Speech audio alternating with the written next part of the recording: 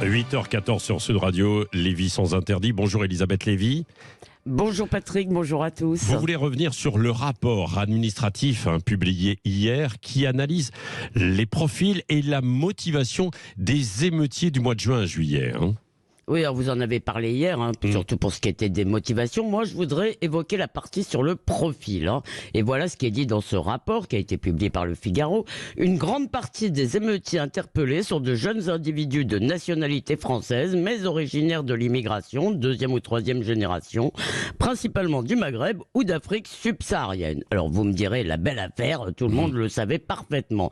Oui, Patrick, sauf que le discours officiel affirmait tout autre chose. Il y avait, selon Gérald Darmanin, beaucoup de Kevin et Matteo dont les personnes arrêtées. Eh bien non, en majorité, les fauteurs de troubles n'étaient pas plus Kevin et Matteo, même s'il y en avait, que les supporters anglais au Stade de France. Et ce qui est intéressant, ce qui est frappant, c'est cette rage du déni qui habite une grande partie de la classe politique et médiatique française. De même, d'ailleurs, le président Macron, après les mêmes émeutes, nous a expliqué qu'il n'y avait absolument aucun lien avec l'immigration, puisque les émeutiers étaient français, comme si les gens étaient définis simplement par leur passeport et pas par leur culture, leur origine, leur religion, leur histoire.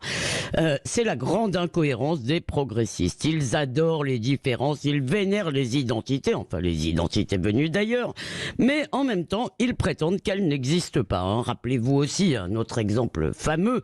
Après les viols et agressions sexuelles commis à la Saint-Sylvestre 2015 à Cologne, en Allemagne, par des migrants, eh bien tous ceux qui voyaient là un choc des cultures, entre une culture permissive et une culture répressive, eh bien tout cela était insulté et traité de facho. Et ça, c'est un mécanisme étranger, me semble-t-il, très spécifiquement français. Non seulement on ne veut pas voir, mais on traite tout ce qui voit de raciste, de réac et de nauséabond, comme le dit la chanson. Celui qui dit la vérité doit être exécuté. Alors, si je vous suis bien, donc il y a cela, cet état de fait, ce constat selon vous, comment vous l'expliquez ?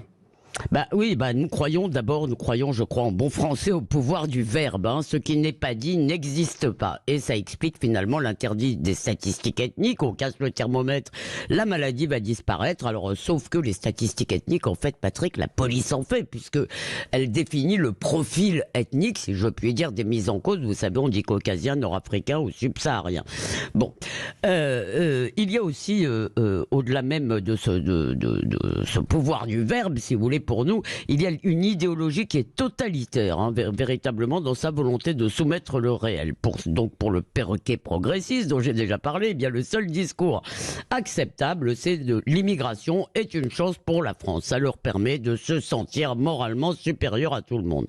En réalité, la surdélinquance des descendants de l'immigration maghrébine ou africaine crève les yeux. C'est un problème évidemment, une faillite de l'intégration, mais tant pis, le réel ne passera pas. Eh bien, le mystère, c'est qu'on ait réussi à nous imposer si longtemps ce récit mensonger par la menace, l'intimidation, le chantage au bannissement social.